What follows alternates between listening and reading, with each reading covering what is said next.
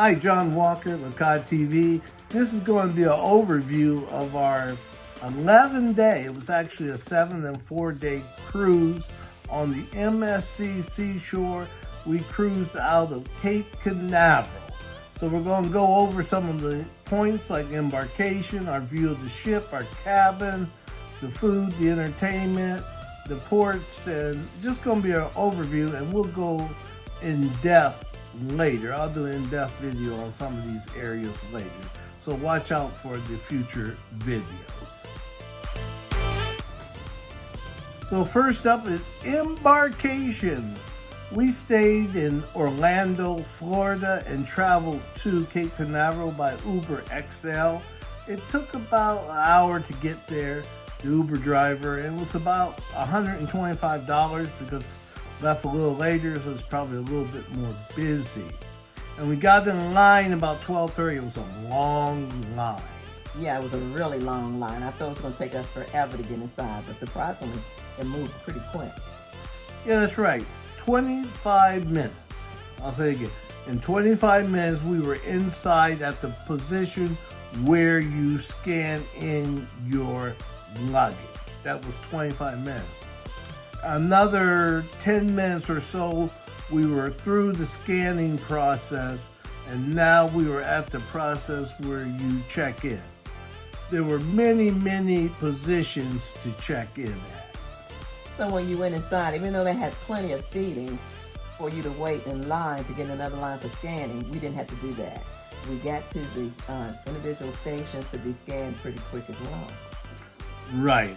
One thing to note, when you check in, now we're checking in, forgot to sign my passport. The lady caught that, had me sign our passports. But they tell you right at check-in, you can go to your cabin for about 10 to 15 minutes. You could use the bathroom, freshen up, drop off your carry-on luggage. You pick up your room keys at your cabin at that point. Don't stay in your cabin because it's not completely ready. You gotta remember, we're getting on now closer to 1:30, so a lot of people are already on board. So the rooms are not completely ready. And so what was nice about that, because you could drop off your personal items, you can now go and find you something to eat, not worry about carrying bags or garment bags or carry-on suitcases and all that type of stuff with you. So next up, 45 minutes. 45 minutes, we are on the ship. That's how long it took us to get through the line, get on the ship. 45 minutes we were on. So let's talk about our first impressions on the ship. So first impressions. Chris, your first impression. Well, I thought the ship was pretty nice. The staircase was like gorgeous with the diamond nexus up and the staircase that were really pretty. Best spot to take photos. Now, interestingly, when you get on, I think it's like everybody else said. There's lots of glass. It's gleaming. It looks new. And what I mean by it looks new, the decor looks new. When we first got on the Carnival Magic out of Norfolk, Virginia, it sort of had that old gold and green look. It was an older look, looked like it hadn't been updated. But this had updated colors, was updated. So our first impression, well, it was a beautiful gleaming ship. And we'll come back and talk about the first impressions a little bit more here in a second. Now I just want to share with you our first view of the cabin, because that's where we went to first, coming down the hallway to the cabin. Chris, your thought of the cabin? The cabin was really nice. You know, the colors were pretty much cream or beige and brown, but they did have a picture that was over the sofa that had a little bit more color in it, burgundy, gray, and creams and navy, that sort of thing. But it was very clean and bright and cheery. Yeah, the cabin was nice. It seemed to me about the same size as any cruise ship. I don't think it was bigger, smaller, anything like that. So it was about the same size. The bathroom did seem a wee bit tight, but the cabin was clean and almost ready for us. And one thing about the cabin, the view we had, we didn't have a balcony, but we had a window view. But it was a very large window. Matter of fact, one day I had even sat up in the window and I was looking out at the waves and looking at the dock as well. Yeah, a little bit more too about the cabin. We had the ocean view. Window view, Chris calls it. Sorry about that. Ocean view. And the neat thing, we were in cabin 50-50, which is on the even side of the ship. This is the side, some people are interested in knowing, that docks when you're facing Ocean Key and some of the other ports, but the other ports really probably you're not as worried about seeing out as much as Ocean Key. So if you want to be on the Ocean Key side, be on the even side of the ship. And I don't think they ever alter that too. It's always the even side of the ship. But like Chris said, the window was nice and big, and we chose the ocean view because we didn't use our balcony all that much on our last cruise on Carnival. And I don't know if you're anything like me, but I'm a little claustrophobic. So interior suites, we've never tried that before, but I'm a little bit afraid of that because I know I'm a little claustrophobic. So I need some nice natural light coming in. And two, it wasn't quite as rocky being at that level as well. Well, after we left our room, we had to go in line to stay in the line. So we're just looking at the ship. We had to go see if we could make some changes to the dinner reservation because we were a party of 4, but because we are on the 11 and a 7, a split, Carol and Tim were only 7. We weren't together at dinner. But when we stood in line for a while, it was a waste of time because they told us it was closed, come back at dinner time and they would take care of it, which was fine. So then we went and saw more of the ship. We went up to the Bridge of Sighs. You remember the Bridge of Sighs, Chris? Yeah, I remember. Yeah, it was fun. The Bridge of Sighs walk. We were actually going ahead into the buffet. So we went into the buffet. In the buffet, it was crowded because everybody's there the first day. But your first thoughts on the food, Chris? Now for the Selway party. Chris? It was a nice Selway party, but as you will see, there wasn't a lot of dancing going on. Yeah, I'll let you hear a 5-second clip so we don't get hit by YouTube. But one, it was very windy in certain places for the Selway party. 2, as you can see, they leave the chairs out. Carnival, they move all the chairs, make it a big dance party. That's why people love Carnival. Carnival does it a little bit better, a little bit more action. Well, let's start with the buffet. They had a large variety. The food was good, but it could use more seasoning. And what I'll say about the buffet is, the earlier you arrive, probably when the food's first set out, it's better, but they do replace the food as they go. And when I do the big video, I'll show you a little tip on how to really get fresh hamburgers. The first day when we boarded the ship, I tried the pizza, and it was good. Yeah, I agree. I was surprised, Chris, when you said how good it was, because I didn't know it'd be that good, but the pizza was good. However, I'll tell you something about the pizza on here and on the Carnival for Inside in the detailed foods video. Now let's talk about the MDR. That's the main dining room. The food was good, but it still could have used a little more seasoning. Yep, we ate several meals in the MDR. We ate a brunch, we ate breakfast, and we ate dinner. And like Chris says, it was good. One thing I will quickly say, it was never like people said. The food was never cold. The service was good for the most part. And like Chris says, could use a little more seasoning. Okay, next stop is Ocean Key. So this is just the Ocean Key food overview. Well, the food was okay, but I must say the jerk chicken was good. Yep, I agree, Chris. The jerk chicken was good, but some of the food needs to be sent back and redone with a cook who knows how to cook it, the macaroni and cheese. But it was also a picnic barbecue style. Next up is specialty restaurants, and we're going to kick it off of Ola Tacos. Chris, your thoughts on Ola Tacos? Ola Taco was good. It was fresh, but it needed more seasoning. Yep, I agree. They don't season the meat. Even Taco Bell is famous because the meat is seasoned well. But always say go to the specialty dining. Try it at least. Butcher's Cut. It's sort of the premier specialty restaurant on MSC. It's their steakhouse. Chris? Oh, the steakhouse, it was good. I'm not a steak eater, and I had the salmon, which was really good. But his steak looked good. Yeah, I had the steak. Tim had chicken. The steak was good. I wish I had ordered the ribeye. But Butcher's Cut, once again, try it if you're on the MSC Seashore or any MSC ship. Back here are some Next up is specialty Kaito restaurants. Teppanyaki. Chris? Kaito Sushi. Now, that Kaito Japanese specialty restaurant hit the spot. They seasoned the food as they were preparing it, so it was great. Yep, Chris is right. The show was good. The food was good. The soup was good. The salad was good. The sushi was good.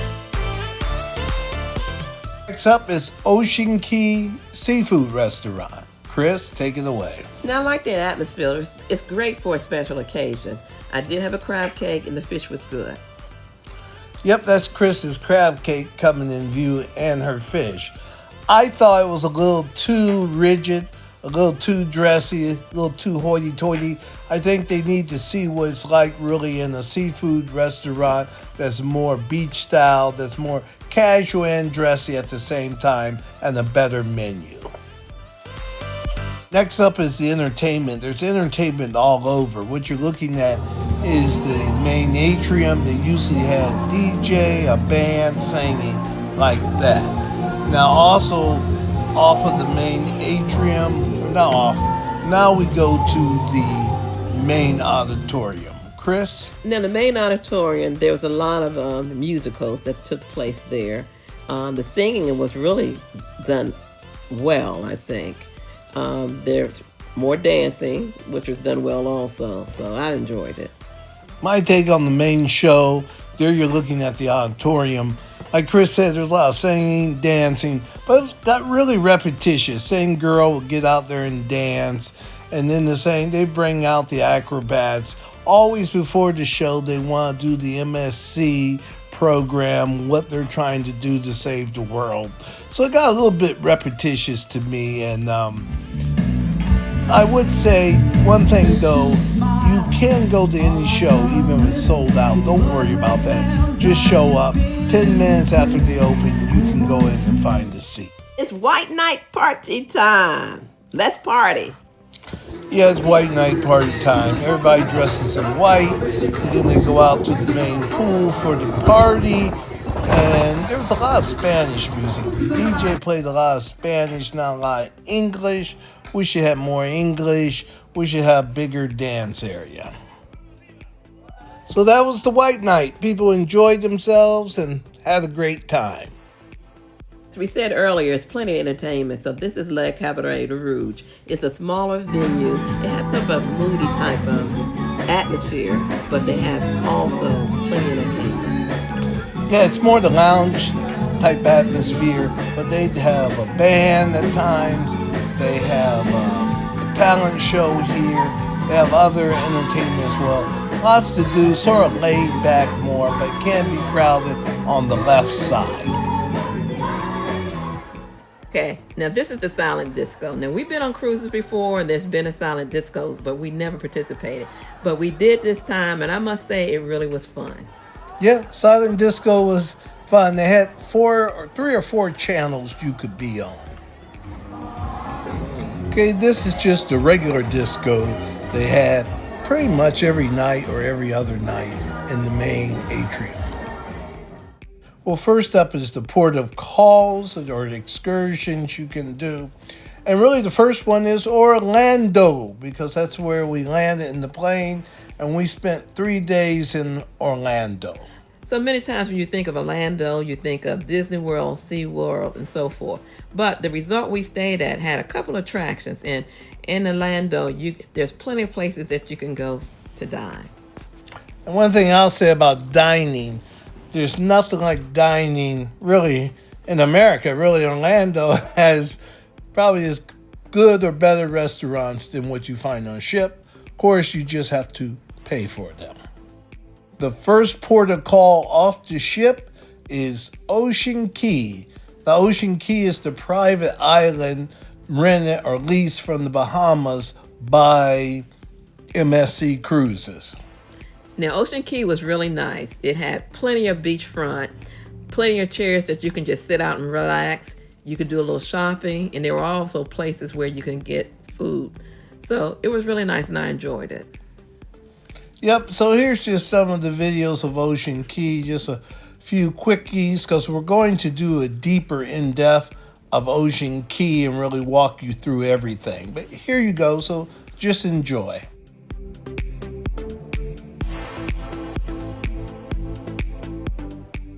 Port 2 off the ship is Costa Maya, Mexico.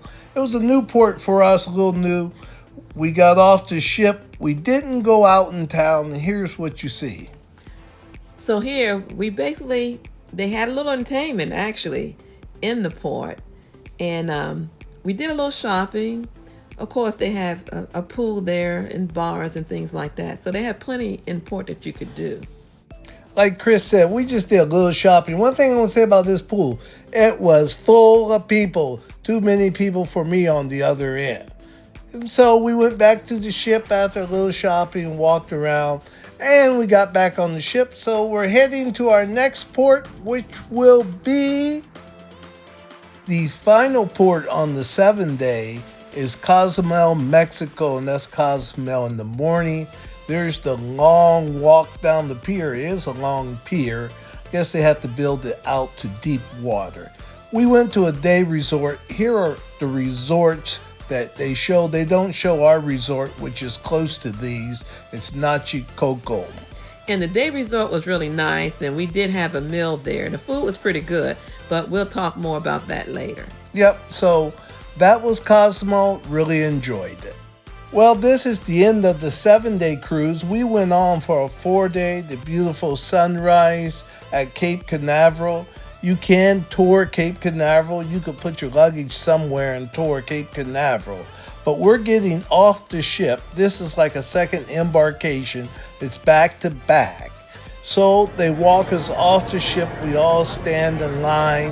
The line moved pretty quick. It wasn't a long line. But you can see there were a lot of back-to-back cruisers. So a lot of people purchased the 11-day cruise. And now here we come back on. That's Christine. They have a little party for you when you get back on. They have wine and they have juice and you can talk to the officers. Due to high winds, the ship could not port at Ocean Key for the 4-day cruise.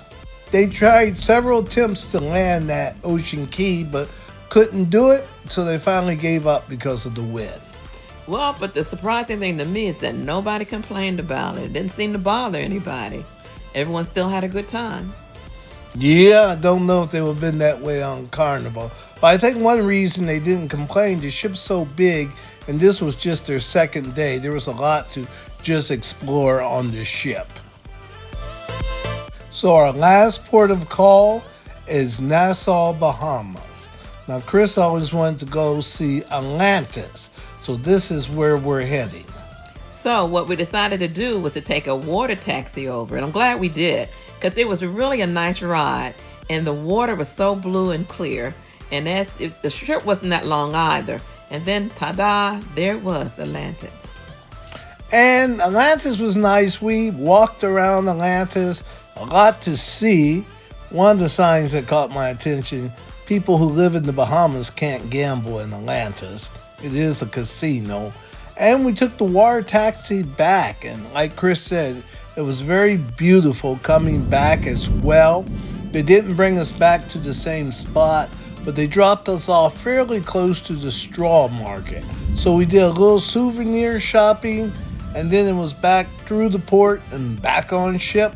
And that's a wrap for this overview of Atlantis. Well, it's the final night, and we did a little celebration in the dining room. The waiters come around. They sang, they waved their napkins.